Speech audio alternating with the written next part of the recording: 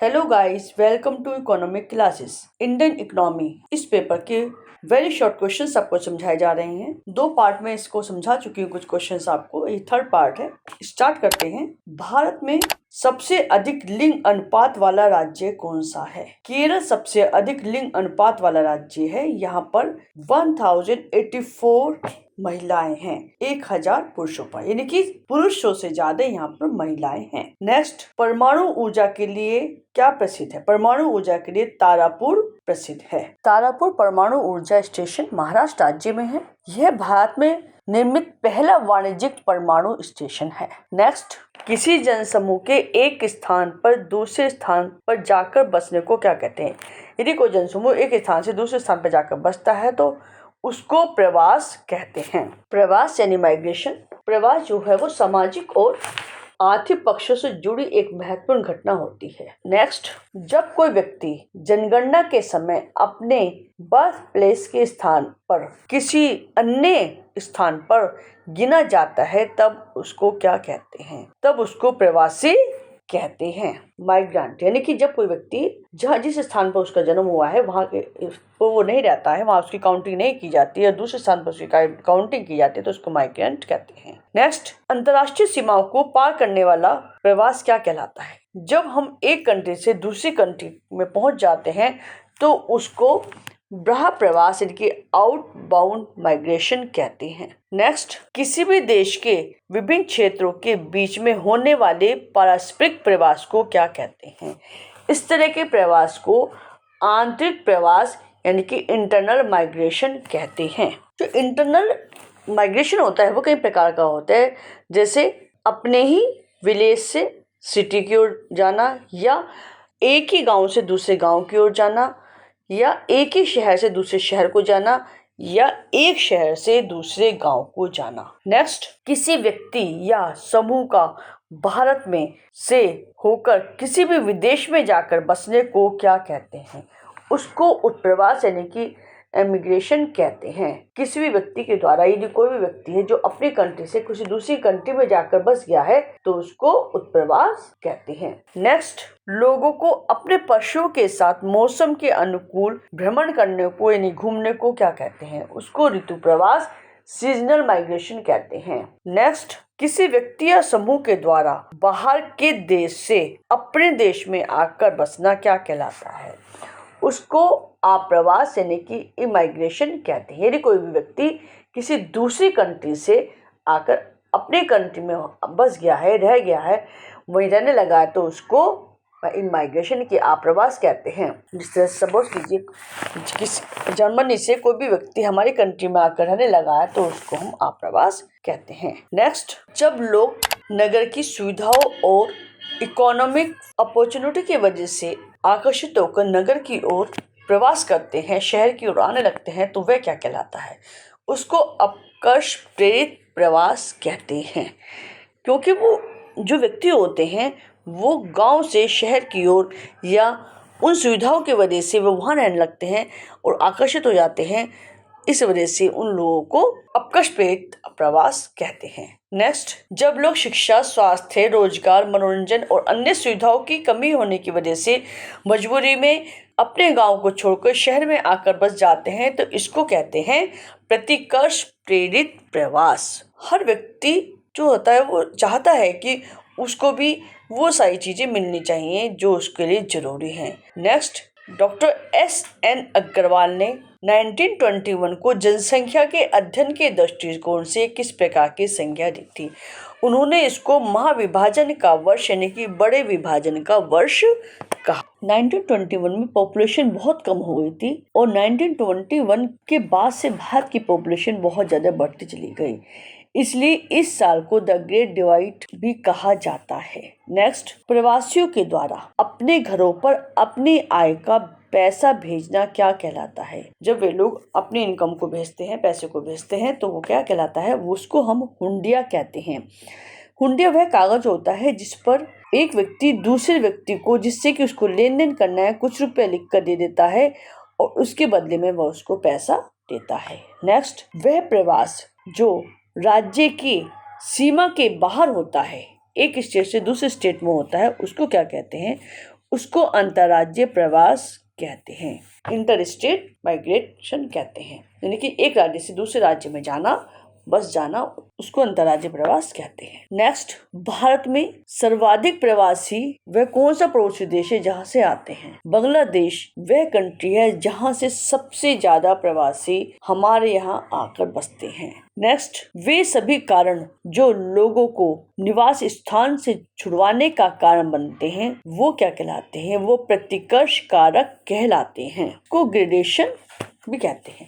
ये क्यों होता है? ये इस वजह से होता है जब लोगों को अपना रोजगार नहीं मिल पाता है वह उस जगह को छोड़कर दूसरी जगह पर जाकर बस जाता है, क्योंकि पता है उसको भूखा तो रहना नहीं है और वो अपना उसका पेट पालना है और अपने परिवार का भी भरण पोषण करना है। तो वो एक स्थान से दूसरे स्थान पर जाकर वो अपनी जीविका उपार्जन का कार्य करते हैं। नेक्स्ट, जब भारत में गांव से शहर की ओर लोगों का प्रवास होता है, यानी कि गांव से शहर आते हैं, तो सबसे बड़ी पर्यावरणीय समस्या क्या उत्पन्न होती है? वो है कि वो गंदी बस्तियों का फैलाव होने लगता है। जब काफी सारे लोग आकर रहने लगते हैं और वो साफ सफाई नहीं रखते तो उसकी वजह से जो एरिया है वो गंदा रहने लगता है। नेक्स्ट, भारत में सबसे ज्यादा अप्रवासी कहाँ से हैं? महाराष्ट्र राज्य में सबसे ज्यादा लोग जाकर अपना जीविका उपार्जन के लिए वहां जाकर लोग अपने रोजगार को ढूंढते हैं।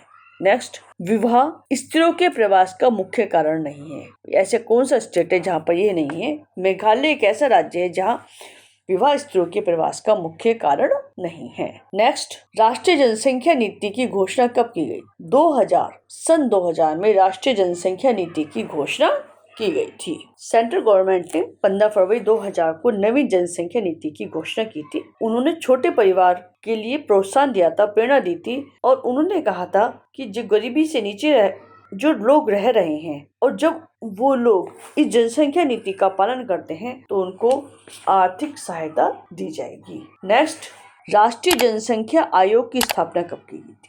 30 जुलाई 2000 को राष्ट्रीय जनसंख्या आयोग की स्थापना की गई थी। इसके सदस्यों की संख्या 100 है और इन्होंने इस जनसंख्या नीति ने जनसंख्या के ऊपर काफी सारा कार्य किया है और यह परियोजना जो है वो नई दिल्ली में संपन्न की गई थी। नेक्स्ट, भारत में जनगणना का कार्य सबसे पहले कब स्टार्ट हुआ था? 1871 में सबसे पहले भारत में जनगणना कार्यक्रम की शुरुआत हुई थी। नेक्स्ट, जनसंख्या घनत्व का क्या अर्थ है? प्रति वर्ग किलोमीटर क्षेत्र में रहने वाले व्यक्तियों की संख्या को जनसंख्या का घनत्व कहते हैं। नेक्स्ट, भारत में जनसंख्या स्थिरता का लक्ष्य कब तक प्राप्त किया जाएगा? 2070 तक, 2070 तक गवर्नमेंट का लक्ष्य है कि वो जनसंख्या स्थिरता का लक्ष्य को प्राप्त कर लेगी। नेक्स्ट, निर्धनता उन वस्तुओं का अभाव है जो किसी भी व्यक्ति और उसके आश्रितों को, जो उसके अंडर रहते हैं, डिपेंडेंट है जो उस पर, तथा शक्तिशाली और स्वस्थ बनाए रखने के लिए आवश्यक है। ये डेफिनेशन किसके द्वारा दी गई है? गोडार्ड के द्वारा ये डेफिनेशन दी गई है। गरीबी एक वह स्थिति होती है जिसमें व्यक्ति अपनी जरूरत की आवश्यकताओं को भी पूरा नहीं कर पाता है। जो जैसे कि आवश्यक जरूरत होती है, खान पान की होती है, उसकी आराम की होती है, उन सब चीजों से वो वंचित रहता है। नेक्स्ट, समाज में जब व्यक्ति अपनी कम आय होने की वजह से, इनकम कम होने की वजह से अपनी न्यूनतम आवश्यकताओं को पूरा करने में भी असफल रहता है, तब उस स्थिति को हम क्या कहते हैं? उस स्थिति को तो हम निर्धनता कहते हैं, गरीबी कहते हैं। नेक्स्ट, गरीबी सूचकांक का आविष्कार किया गया था ऑर्थर ओकुन के द्वारा। इस इंडेक्स की मुख्य धारणा यह थी कि बढ़ती हुई बेरोजगारी की दर और मुद्रास्फीति की दर की वजह से आर्थिक विकास पर एक नेगेटिव इफेक्ट पड़ता है। यह इंडेक्स किसी भी निश्चित समय अवधि में किसी भी इकोनॉमी में बेरोजगारी की दर और मुद्रास्फीति की दर का योग होता है। नेक्स्ट, गरीबी सूचकांक किसी भी निश्चित समय अवधि में किसी भी इकोनॉमी में किस चीज का योग होता है? यह बेरोजगारी की दर और मुद्रास्फीति की दर का योग होता है।